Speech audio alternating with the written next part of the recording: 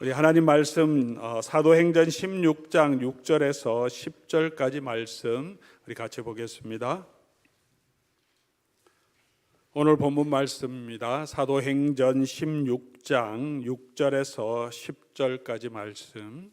여러분 성경 가지고 계신 분은 여러분 성경 직접 우리 찾는 훈련도 하시면 좋겠고, 찾기 힘드신 분은 우리 앞에 PPT 화면을 보셔도 좋겠습니다. 신약 성경, 제가 가지고 있는 성경은 215페이지로 되어 있습니다. 사도행전 16장 6절부터 제가 받들어 읽겠습니다. 성령이 아시아에서 말씀을 전하지 못하게 하시거늘 그들이 부르기아와 갈라디아 땅으로 다녀가 무시아 앞에 이르러 비두니아로 가고자 애쓰되 예수의 영이 허락하지 아니하시는지라. 무시아를 지나 드로아로 내려갔는데 밤에 환상이 바울에게 보이니 마게도냐 사람 하나가 서서 그에게 청하여 이르되 마게도냐로 건너와서 우리를 도우라 하거늘 바울이 그 환상을 보았을 때 우리가 곧 마게도냐로 떠나기를 힘쓰니 이는 하나님이 저 사람에게 복음을 전하라고 우리를 부르신 줄로 인정함이더라. 아멘. 오늘 이 시간에는 환영 때도 말씀드렸지만 에반겔리아 대학교에 신임 총장님으로 오신 김종국 목사님께서 말씀을 선포해 주시겠습니다. 우리 김종국 목사님은 우리 인도네시아의 선교사로 파송 받으셔서 40년 이상 그곳에서 선교 사역을 하시고 또 신학교를 세우시고 현지 교단을 만드시며 인도네시아 교회가 정말 하나님 앞에 든든하게 서는데 지난 40년 동안 귀한 사역을 해오신 분이십니다. 또 아름다운 사역의 모델을 가지고 계시고 또 한국 선교교회 시니어 리더로서 또 한국 선교사님 또 선교교회를 이끌어가는 귀한 사역자이시고 이번에 이제 다시 이제 은퇴하면서 이제 에반겔리아 총장으로 우리 부임하셔서 또 새로운 사역을 이제 이끌어 가시는 귀한 주님의 종입니다. 오늘 말씀 선포해 주실 때 하나님의 은혜가 저와 여러분에게 있기를 간절히 소원합니다. 우리 선교사님 나오실 때 큰 박수로 한번 환영하시면 좋겠습니다.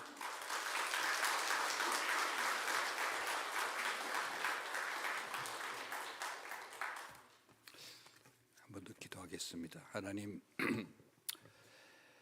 감사합니다. 저희들을 사랑하여 주셔서 구원의 놀라운 은혜로 말미암아 자녀 삼아 주시고 험난한 세대 속에서도 하나님의 자녀로 말씀 가운데 감사와 기쁨의 삶을 살 수 있는 은혜를 베푸심을 감사합니다. 이 아침에도 주님 말씀하여 주시고 부족한 종을 통해서 우리의 앞길을 비춰주시고 주님의 늘 동행하심을 다시금 깨닫는 복된 시간 되게 하여 주시고 부족한 종 십자가 뒤에 감추어 주시고 성령님께서 우리 마음에 말씀하여 주시고 변화와 놀라운 새로운 역사의 장을 여는 우리의 삶이 되게 은혜 베풀어 주시옵소서. 감사를 드리며 고마우신 예수 그리스도를 받들어 기도하옵나이다. 아멘. 할렐루야. 로뎀 교회가 선교적 교회로 아주 모범을 보이면서 이 시대에 주님이 기뻐하시는 교회로 세워지는 것을 바라보며 함께 감사를 드리고 싶습니다.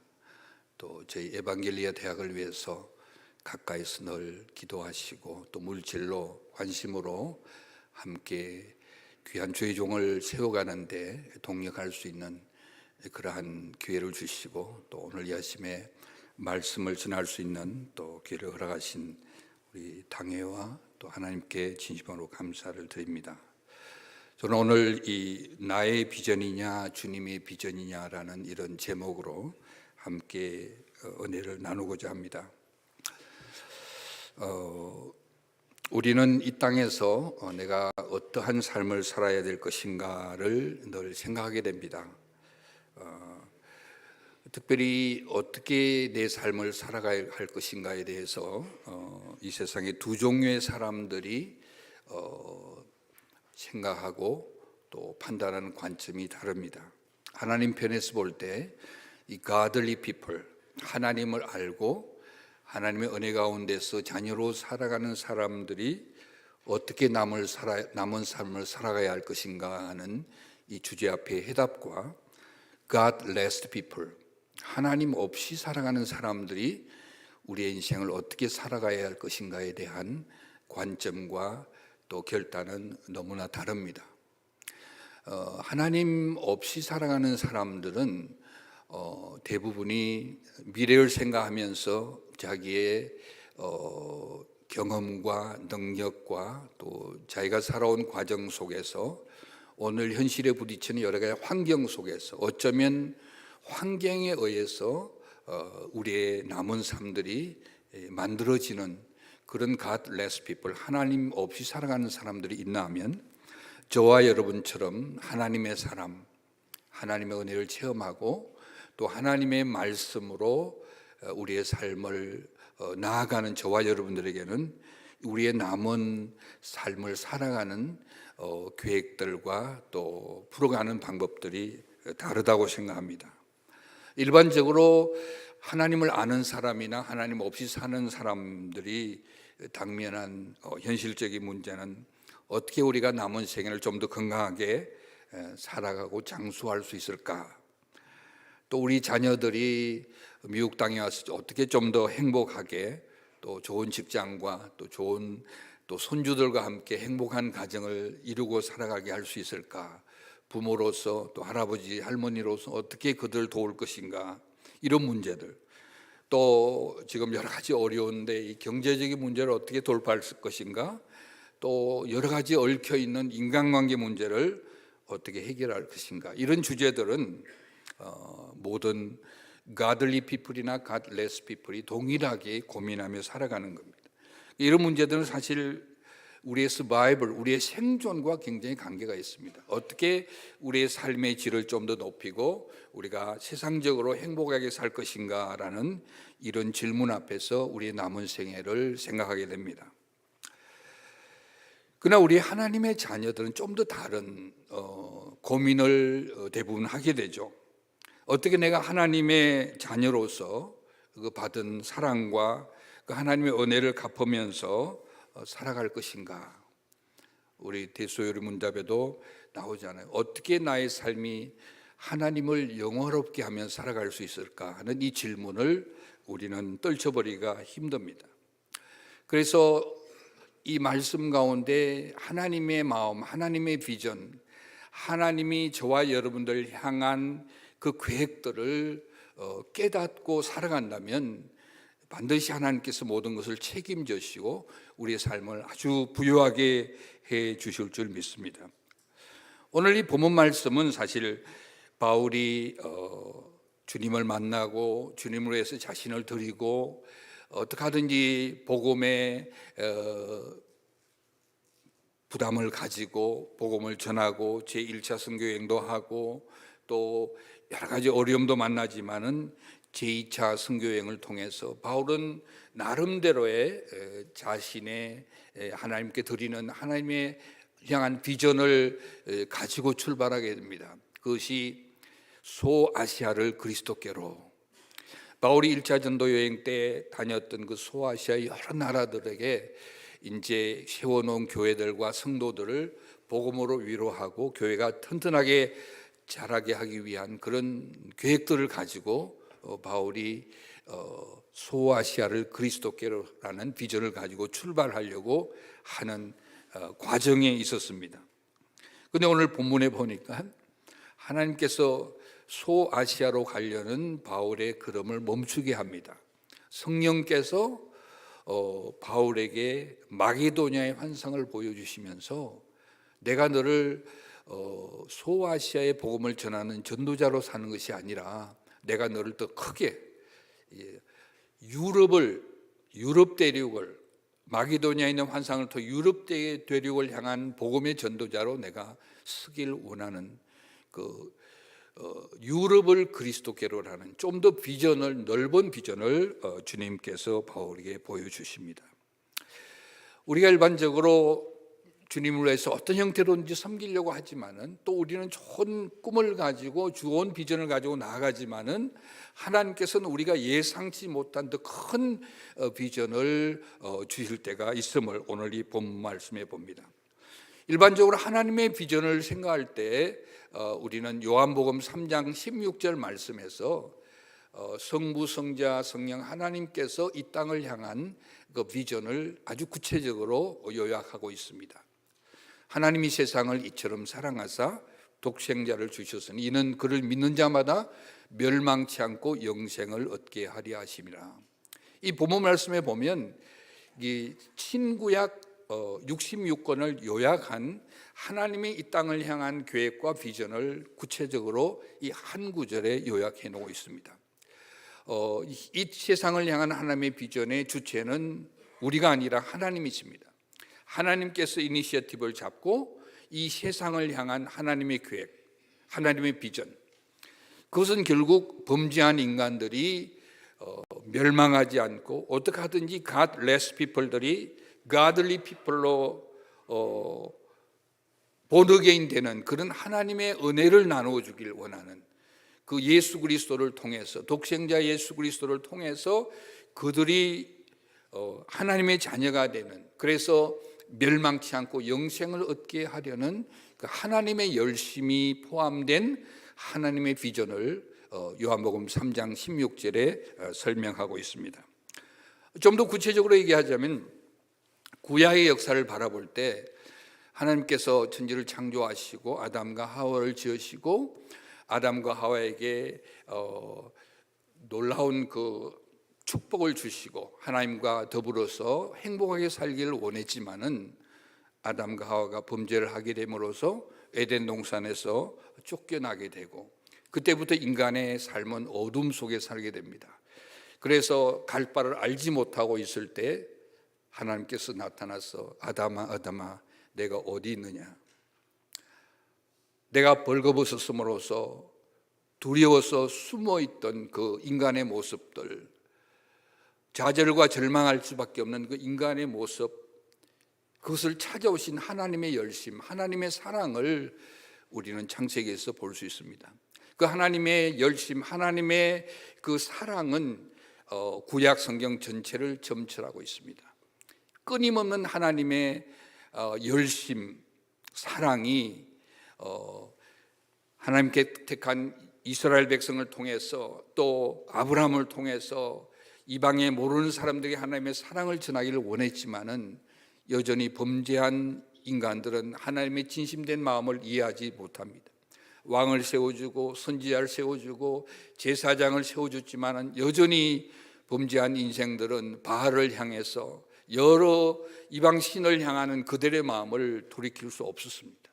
그래서 하나님께서 독생자 예수를 이 땅에 보내시고 죽어져 가는 영혼들을 구원하기 위해서 하나님의 교회를 세우시고 하나님께서 지금까지 그 열심을 하나님의 자녀된 저와 여러분들 통해서 하나님의 몸된 교회를 통해서 이루어 가시는 것입니다.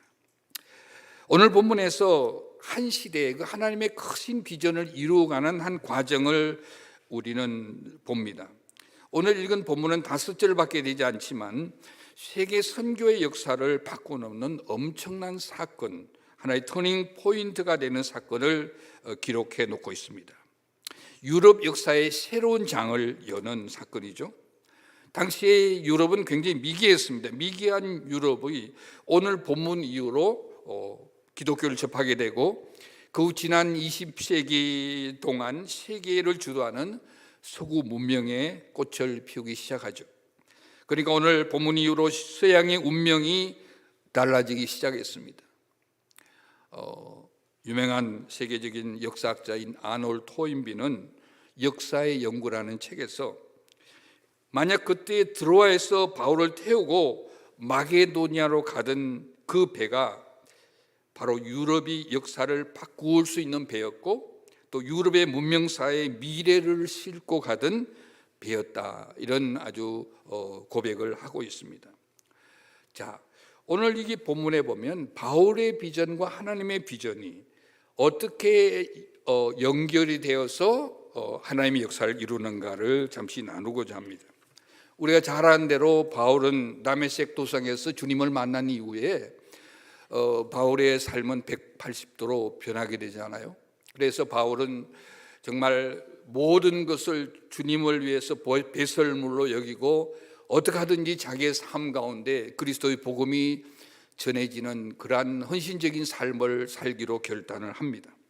특별히 1차 선교여행에서 많은 복음의 열매가 있었지만은 돌아왔을 때 유대교 출신들의 기독교 지도자들이 너무 냉담했습니다. 그리고 바울이 이방인들에게 복음을 전했다는데 굉장히 언짢은 유대교 출신들 지도자들 때문에 바울의 마음에 심한 고통을 당하게 됩니다. 그러나 감사하게도 예루살렘 총회에서 15장에 보면 여러 가지 상황 속에서 성령님께서 역사하셔서 이방인에게도 복음을 전해도 좋다는 결론을 내리고 바울은 너무 감격합니다. 그 감격이 잠시 가시기 전에 바울은 함께 했던 그 바나바와 아픔의 이별을 하게 됩니다.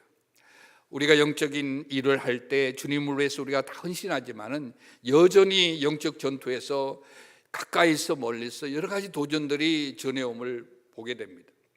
그럼에도 불구하고 바울은 실라와 함께 그 무리들과 함께 2차 전도여행을 시작하게 됩니다. 그런데 오늘 본문에 보니까 바울은 소아시아를 그리스도께로 하는 이 나름대로의 하나님의 비전을 가지고 나갔는데 하나님께서는 바울을 또 다르게 쓰시겠다는 마게도냐의 환상을 통해서 하나님께서 자기를 향한 그 놀라운 비전이 더 큰 비전을 주심을 깨닫게 됩니다. 유럽을 그리스도께로라는 이 마게도냐의 환상의 그을 보고서 깨닫게 됩니다. 바울은 영적인 사람이기 때문에 주님의 비전을 빨리 깨달을 수 있었습니다. 그리고 즉시 순종하며 나갔습니다. 우리가 생각할 때 하나님께 주신 그 비전을 발견하고 나갈 때 모든 것이 everything is going well, 모든 게 아주 스무스하게 나갈 줄 생각을 할 때가 많습니다. 그러나 바울은 하나님의 비전을 가지고 마게도냐 현상을 바라보고 빌립보에 도착했을 때 바울에게 기다리고 있었던 것은 많은 고난의 순간이 있었습니다. 영혼을 사랑했던 바울은 점치는 그 여종을 고쳐줌으로써 애매하게 감옥에 갇히게 됩니다. 함께했던 2차 전도팀도 다 떠나고 바울과 실라 둘이서 감옥에 갇혔습니다. 그리고 엄청난 매를 맞고 지하 감옥에 갇히게 됩니다. 아마 바울과 실라가 하나님의 사람이 아니고 하나님의 비전을 놓았다면 그들은 불평과 원망의 소리가 나올 수 있었습니다. 특별히 실라가 바울에게 이렇게 얘기할 수 있었죠. 바울 선생님, 지혜롭지 못하게 그 귀신 들린 여종을 왜 고쳐줬나요? 그 때문에 우리가 이렇게 얻어맞고 터지고 지금 캄캄하니 지하 감옥에 갇혀 있지 않습니까? 라고 충분히 실라는 바울을 향해 컴플레인을 할 수 있었습니다. 그러나 오늘 본문에 보니까 바울과 실라는 불러주신 하나님의 비전을 붙잡고 이 고난과 희생을 통해서 하나님의 역사가 일어날 것을 믿었습니다. 그리고는 찬양과 기도 가운데 놀라운 기적이 일어나잖아요. 몽니 달리고 죄수들의 쇠사슬이 풀려지고, 무엇보다 가장 큰 기적은 그렇게 바울과 실라를 두들겨 패던 간수장이 회개를 합니다. 바울 앞에 무릎을 꿇고 우리가 어찌하여야 구원을 얻겠습니까? 주 예수를 믿어라. 그리하면 내와 내 가정이 구원을 얻으리라는 놀라운 하나님의 말씀이 하나님의 비전을 성취하기 위해서 나아가는 바울과 실라의 고난 가운데 탄생한 놀라운 하나님의 말씀입니다. 그리고 그들의 고난과 그들의 아픔을 통해서 결국에 빌립보 교회가 세워지고 그 빌립보 교회를 통해서 하나님의 비전의 역사가 계속되는 것을 우리가 볼 수가 있습니다. 특별히 하나님의 이 비전은 하나님께서 신실한 그의 백성들을 통해서 이루어 가십니다.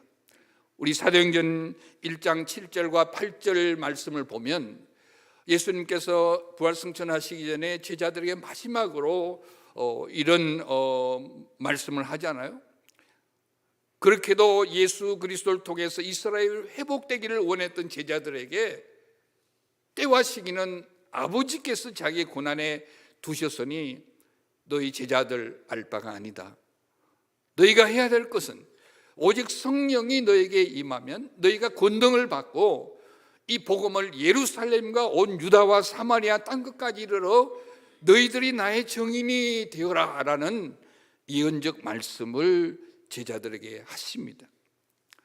그렇습니다. 우리가 하나님의 은혜를 받고 하나님의 자녀로서 가들리 피플로 하나님의 마음을 가지고 살아가는 우리에게는 여전히 연약함이 있습니다.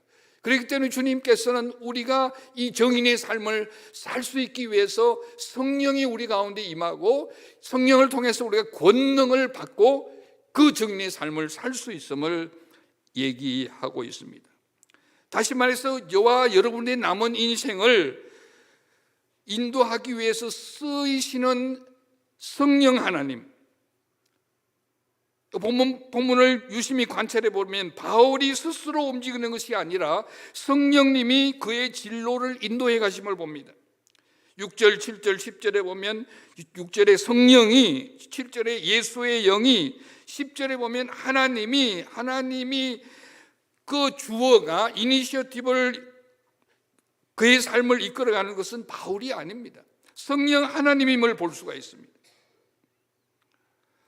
10절을 보십시오. 바울이 그 환상을 보았을 때 우리가 곧 마게도니아로 가기를 힘쓰니 이는 하나님이 저 사람들에게 복음을 전하라고 우리를 부르신 줄로 인정함이로라.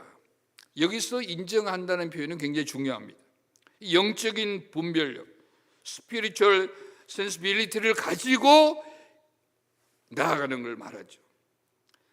사실은 예수님께서 부활승천하시고 초기 세계 선교의 역사에서 알 수 있는 것은 이 주님의 비전은 굉장히 큰 사람을 통해서 이루어지지 않았습니다. 하나님의 무명의 제자를 통해서 이루어가심을 우리는 교회사를 통해서 볼 수 있습니다. 초대교회 313년까지 선교의 기초를 이룬 사람들은 무명의 제자들이었습니다. 이름도 알 수 없고 성도 알 수 없는, 그리고 이 기독교가 에딕 7령을 통해서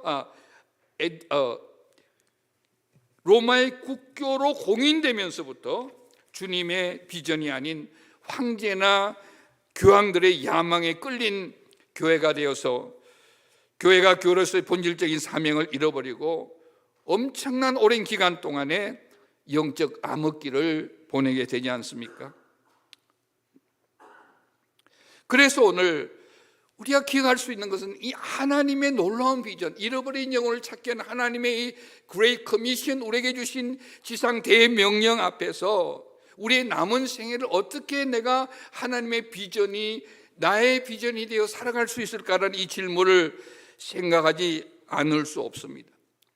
특별히 예수님의 공생애 가운데 70인의 무명의 제자들을 불러서 주님의 눈으로 영혼을 바라보고 말씀을 통해서 주님의 음성을 들을 수 있는 그 70인의 복된 자들의 모습을 우리는 누가복음 10장에서 볼 수 있습니다. 누가복음 10장 23절 24절에 보면 그 70인의 제자를 불러서 예수님께서 그들을 보내면서 이렇게 얘기하잖아요. 내가 너희를 이리때 가운데 보내는 어린 양과 같은 존재들이다. 예수님은 70인의 제자들이 약한 줄 알았어요. 아무리 계산이 안 돼요. 어린 양이 어떻게 이리때 가운데서 승리를 하겠어요? 그러나 성령 하나님께서 그들과 함께 하셨고 예수님께 그들에게 승리를 주었어요. 그리고 예수님께서 너무 감격하고 기뻐했어요. 그러면서 그들을 돌아보면 이렇게 얘기합니다. 그 70인의 제자들 돌아보시면서 조용히 이르시되 너희가 보는 것을 보는 눈은 복이 있도다. 여기서 눈이라는 것은 비전을 얘기합니다. 우리가 무엇을 보고 살아가느냐, 우리가 무엇을 기대하면서 어떤 꿈을 가지고 살아가느냐, 하나님의 꿈을 가지고 살아가는 너희들은 복이 있도다. 내가 너희에게 말하노니 많은 선지자와 임금들이 너희가 보는 바를 복고자 하였으되 그들은 보지 못했다. 그리고 너희가 듣는 말을 듣고자 했을 때 듣지 못했다. 이 70인의 제자들은 아름다운 영적인 눈과 아름다운 영적 귀를 가지고 있었습니다. Godless people들은, 하나님 없이 사는 사람은 세상의 임금이 되기를 원합니다. 또 많은 돈을 벌기를 원합니다. 그러나 예수님의 진정한 행복의 정의는 높은 지위와 많은 돈을 가진 자가 행복한 것이 아니라 하나님을 바라볼 수 있고 하나님께서 우리 비전을 깨달을 수 있는 눈을 가진 너희들이 복된 자들이다. 너희들이 진정한 행복자들이다. 세상 사람들은 70일의 무명의 제자들을 아주 무시할지 몰랐습니다. 그러나 너희들이 진정 복된 자예요. 내 마음에 합한 자들이다. 너희들은 비전을 가지고 하나님 말씀을 듣고 순종해서 정말 모든 것을 헌신하고 나아갈 때 내가 너희와 함께 있었고 뱀과 정갈을 밟고 일어설 수 있는 능력을 너에게 주었고 내가 너희를 승리해 가겠다고 주님은 그들에게 말씀하고 있습니다. 사랑하는 성도 여러분, 예수님이 다시 오실 날이 그렇게 멀지 않은 것 같습니다. 말세적인 징조가 온 세계에 우리가 감지하고 있습니다. 그럼에도 불구하고 주님께서는 우리를 통해서 이 남은 잃어버린 영혼들 위해서 저와 여러분들의 삶과 주님의 몸된 교회를 통해 주님의 비전이 계속해서 이루어지기를 소원하고 있습니다. 우리도 이 시대의 무명의 성도들처럼 눈과 귀가 열려진 주님의 복된 제자가 되어지기를 기도합니다. 저는 근본에 반평생을 들인 인도네시아를 떠나 미국에 오게 된 것은 계산을 해서 나온 아웃풋이 아닙니다. 그것은 단지 주님의 비전을 깨닫고 불러주심에 감사하며 순종하고 왔습니다. 저는 불교 가정에서 태어났고 아주 어릴 때부터 스포일하게 자라가지고 목사나 선교사가 될 자질은 전혀 없는 사람입니다. 대학에서 건축을 전공하고 삼성에 들어가서 미국에 유학 오기 위해서 모든 걸 준비해놓고 어떡하지 나의 삶을 통해서 주님 영광받아 주시기를 원하는 그런 꿈은 있었습니다. 그런데 유학을 앞두고 하나님께서 저에게 자꾸 부담을 주십니다. 아들아, 건물을 짓는 건축가가 아니라 영혼의 건축가가 한번 되어보면 어떻겠냐고. 영혼의 건축가라는 것은 목사나 선교사를 의미하죠.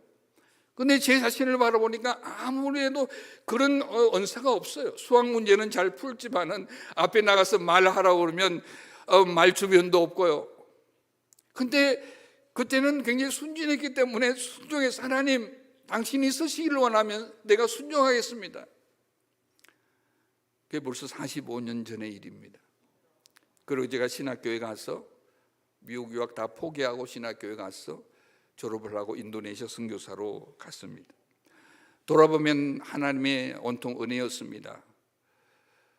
넘어지고 쓰러지고 선교지에서 나를 빚어가시는 하나님의 은혜를 많이 경험했습니다. 저는 쓰러지고 실패했지만 성령 하나님께서 저희들을 통해서 많은 사역의 열매들을 주었습니다. 개인 전도부터 시작해서 그것이 교회가 되고 그 교회가 성장해서 교단이 되고 교단 목회자를 세우기 위해서 신학교를 세우게 되고 또 세계 선교의 꿈을 가지고 선교 대학원을 세우게 되고 다음 주에 있는 우리 한국 고신 총회 저희 인도네시아 복음 장로교단 총회장이 초청을 받는, 그래서 이제는 대등한 관계에서 하나의 교단으로 하나님께 세우는 일에 저희들을 사용했습니다. 너무나 감사하죠. 그리고 저는 인도네시아의 남은 생애를 그곳에서 피니싱 웨이를 하기 위해서 후배들, 제자들 돌아보면서 격려하며 좀 편안하게 살기를 원했습니다. 그러나 주님께서 저를 미국 에반겔리아 대학에 섬기기 위해서 불러주셨습니다. 아무리 계산해도 아무리 생각해도 많은 주위에 저를 사랑하는 사람들이 가지 말라고 했어요. 지금 왜 가서 고생할 거냐고. 근데 이제 기도하는 가운데 하나님, 저에게 인도네시아라는 비전을 주셔서 인도네시아 영혼들을, 인도네시아 지도자들을 섬기게 하셨는데 이 마지막 때에 하나님께서 글로벌리 선교지 아프리카, 여러 가지 중앙아시아, 남미 많은 수많은 신학교의 현지인 교수 요원들과 선교에 나가 있는 우리 한국 선교사들이 좀 더 높은 학적인 업그레이드와 그 열정을 회복하는 일에 저를 서시기를 원해서 이곳에 보낸다면 제가 순종하고 가겠습니다 하고 왔습니다. 온 지 한 달 되는데 많은 도전들과 아픔과 힘든 시간이 있습니다. 그러나 성령님께서 약속하신 그 능력을 기대하며 나아가려고 합니다. 여러분 기도해 주시고, 그동안도 에반겔리아 대학을 사랑해 주신 여러분 계속해서 사랑해 주시고, 부족한 종을 위해서도 기도해 주시기 바랍니다. 그래서 우리가 이 땅에서 우리의 삶 가운데 하나님의 비전 가운데 내가 감당해야 될 일이 무엇냐가 우리는 날마다 질문하면서 나가야 됩니다. 그래서 우리가 스스로 연약한 믿음이기 때문에 하나님께서 교회를 세워주시고 이 신령한 영적 유기적 공동체로 이 로뎀교회를 세워주셨습니다. 그리고 여러분들은 아름답게 영적으로 연걸어가고 성숙되어가는 모습을 보고 세계 선교를 위해서 귀하게 사용되어지는 모습을 바라봅니다. 사실 하나님의 비전을 이루기 위해서 한 세 가지 P라는 단어를 썼는데, Pray together, 우리 함께 기도해야죠. 마지막 가업을 이루기 위해서 우리가 함께 Pray together, 함께 기도해야 됩니다. 선교는 영적 전쟁이죠. God less people들에게 그들을 가들리 people로 만들기 위해서 세상과 악한 영은 쉼없이 우리를 힘들게 합니다. 그를 대적할 수 있는 유일한 영적 무기가 기도입니다. Pray together. 그리고 우리는 함께 proclaim together, 함께 말씀을 선포해야 됩니다. 사실은 이 캘리포니아 지역은 세계 모든 나라의 종족 족속들이 살고 있습니다. 어제 네팔 교회 지도자를 만났습니다. 어려움을 들었습니다. 또 다음 월요일에는 그 아랍 세계 지도자를 또 만날 거예요. 많은 종족들, 나라의 신학교들도 있고 교회들이 있습니다. 그래서 우리가 이곳에 있는 다민족들을 위해서, 종족들을 위해서 여러분들이 프로클레임을 해야 됩니다. 말씀을 선포해야 됩니다. 때를 어떤지 못할지, 어떤 형태로든지. 그것은 목사나 선교사의 전문 유문이 아닙니다. 꼭 여러분들이 선교에 가서 하는 것이 아닙니다. 크로스 컬처럴리 다 종족에게 복음이 없는 그 영혼에 복음이 심기도록 우리는 선포해야 되는 거죠. 그리고 세 번째 P는 pay together. 이 일을 위해서 우리의 지갑도 열어야 됩니다. 우리의 희생이 필요합니다. Pray together, proclaim together, and pay together를 통해서 하나님의 비전이 저와 여러분을 통해서 하나하나 이루어져 가고 있음을 믿으시기 바랍니다. 한국교회가 그동안 아름답게 하나님의 세계 선교를 위해 사용되었지만은 이제 한국교회가 덩치가 커지고 경제적으로 여유가 생기니까 세계 선교의 길도 잃어버린 것 같은 느낌이 듭니다. 마치 바울이 1차 세계 선교여행 후 종교 지도자에게 많은 미움을 받았던 것처럼 말입니다. 지난 수십 년 동안 미국의 디아스포라 한인교회들은 엄청난 세계 선교의 헌신과 순종을 감당했습니다. 그러나 물질적 부여가 오히려 본질적 교회의 사명을 잃어버리고 많은 물량주의로 인해서 선교에도 위기를 직면했습니다. 이런 시점에서 로뎀교회를 향하여 하나님께서 새로운 이 캘리포니아, 아니 미주의 디아스포라의 새로운 도전의 블레싱의 교회가 되기를 주의 이름으로 축원합니다.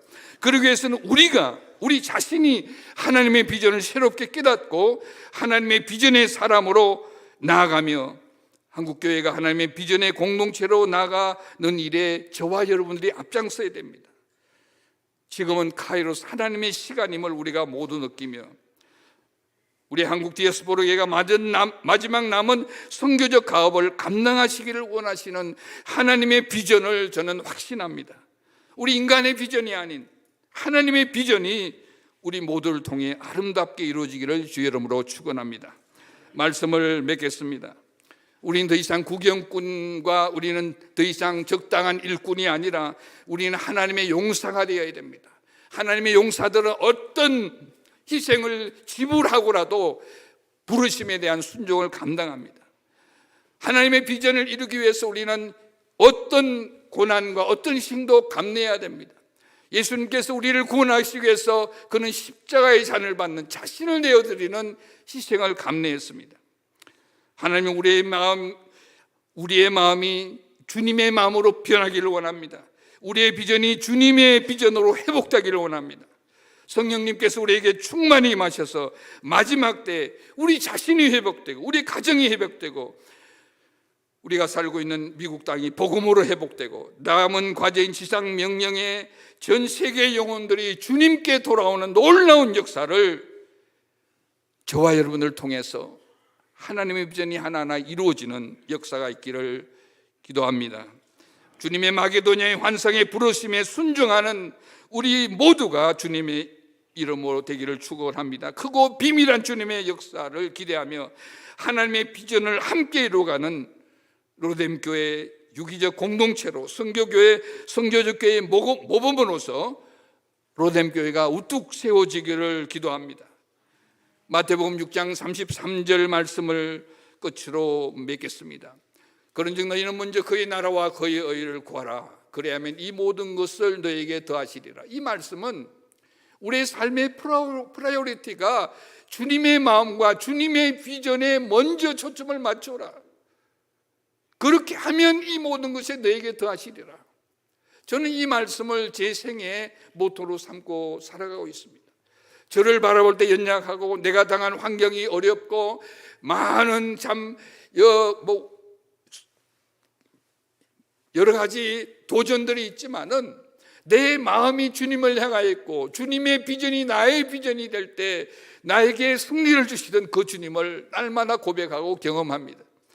하나님께서는 우리를 사랑하시고 인격적으로 대하기 때문에 우리 역할을 분담합니다. 우리가 해야 될 것은 우리의 삶의 우선순위를 하나님의 나라, 하나님의 마음, 하나님의 비전에 둘 때 주님의 역할은 그리하면 이 모든 것을 너희에게 더하시리라. 그렇기 때문에 우리는 내일 일을 염려하지 말고 임마누엘 하나님, 나와 함께 하시는 하나님을 우리가 경험하며 내일 일은 내일 염려할 것이요 한날의 걸어옴은 그날로 족하니라. 천국을 누리며 우리의 영안을 열 하나님의 비전이 아름답게 쓰여지는 우리 모두와 로뎀교회 성도들이 되어지기를 주의 이름으로 축원합니다. 기도하겠습니다. 하나님 참으로 감사합니다. 부족한 점을 세워서 땅끝까지 이르러 내 정인이 되리라는 비전을 로뎀 장로교회에 연초해 주셨는데 이를 감당할 만한 능력을 로뎀 가족들에게 허락하여 주시고 새롭게 하나님의 비전으로 우리의 삶이 샤프닝하게 더욱더 성령님의 인도함에 민감한 우리의 삶을 살아갈 수 있도록 은혜 베풀어 주시옵소서. 우리의 가정과 우리의 생업과 우리의 모든 자녀들과 우리의 섬김에 주님의 특별한 성경의 기로운 몸과 축복의 손길이 늘 함께하여 주시기를 간절히 소원하며 예수 그리스도를 받들어 기도하옵나이다. 아멘.